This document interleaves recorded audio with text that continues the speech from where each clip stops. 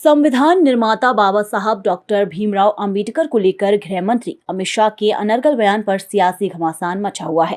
कांग्रेस इसके खिलाफ देश भर में अंबेडकर सम्मान मार्च निकाल रही है। मध्य प्रदेश की राजधानी भोपाल में पूर्व मुख्यमंत्री और राज्यसभा सांसद दिग्विजय सिंह अंबेडकर सम्मान मार्च में शामिल हुए। भोपाल में कांग्रेस का अंबेडकर सम्मान मार्च लिली टॉकीज चौराहे से शुरू हुआ। इसमें पूर्व CM Digvijaya Singh, PCC chief Jitu Patwari, उपनेता प्रतिपक्ष हेमंत कठारे, राज्यसभा सांसद अशोक सिंह, विधायक फूल सिंह वरैया, विधायक आरिफ मसूद, आतिफ अकील शामिल हुए। डॉक्टर अंबेडकर सम्मान यात्रा के दौरान प्रदेश कांग्रेस अध्यक्ष जीतू पटवारी ने कहा कि अमित शाह ने जो कहा वो उनकी सोच को प्रदर्शित करता है। आरएसएस ने 50 साल तक देश का झंडा अपने मुख्यालय पर नहीं लगाया। कई सर संघचालकों ने संविधान को लेकर प्रश्न उठाए। भाजपा के लोग बार बार बाबा साहब अम्बेडकर के संविधान को समाप्त करने की बात मुखरता से कह चुके हैं।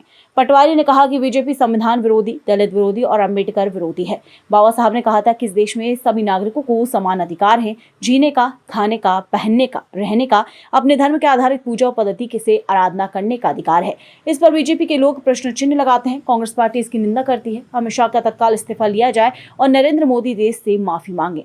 मार्च में शामिल पूर्व मंत्री कमलेश्वर पटेल ने कहा, जिस तरह सदन के अंदर बाबा साहब अम्बेडकर को अपमानित करने का प्रयास किया गया है, भाजपा और आरएसएस का एजेंडा सामने आ गया है।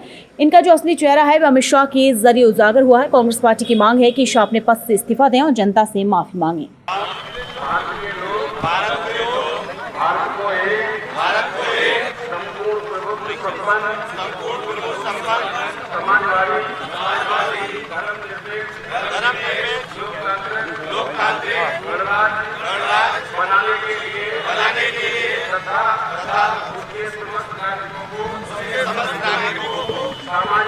सामाजिक, आर्थिक और राजनीतिक न्याय, विचार अभिव्यक्ति, विश्वास, धर्मोपासना की स्वतंत्रता,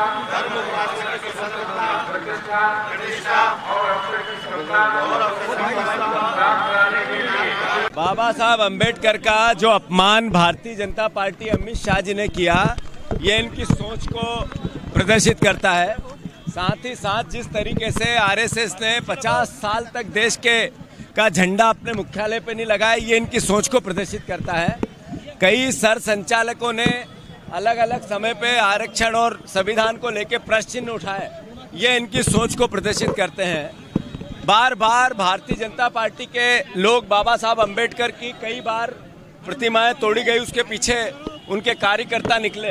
कई बार बाबा साहब के विचार को, संविधान को समाप्त करने को, बदलने को भारतीय जनता पार्टी मुखरता से कह चुकी, उसके नेता कह चुके, उसके सांसद कह चुके। इन सब बातों, इन सब वाक्यों, इन सब घटनाओं से ये पता चलता है कि मूल रूप से भारतीय जनता पार्टी दलित विरोधी है, अम्बेडकर विरोधी है, संविधान विरोधी है। ये लोग जिस तरीके का देश बनाना चाहते हैं, जो बाबा साहब अम्बेडकर ने कहा था, इस देश के सभी नागरिकों को समान अधिकार है, इस देश में जीने का, खाने का, पहनने का, रहने का, अपनी धर्म के आधारित अपनी पूजा और पद्धति और आराधना करने का, उस पे सब पे प्रश्न चिन्ह ये लोग लगाते हैं। इसकी पूरे देश में कांग्रेस पार्टी निंदा करती है। हम मांग करते हैं कि अमित शाह जी का इस्तीफा हो, नरेंद्र मोदी देश से माफी मांगे। धन्यवाद। भारतीय जनता पार्टी की सरकार दिल्ली में, उसके गृह मंत्री अमित शाह, उन्होंने बाबा साहेब अम्बेडकर का संसद में अपमान किया है कि अम्बेडकर अम्बेडकर अम्बेडकर अम्बेडकर ऐसा फैशन चल पड़ा है।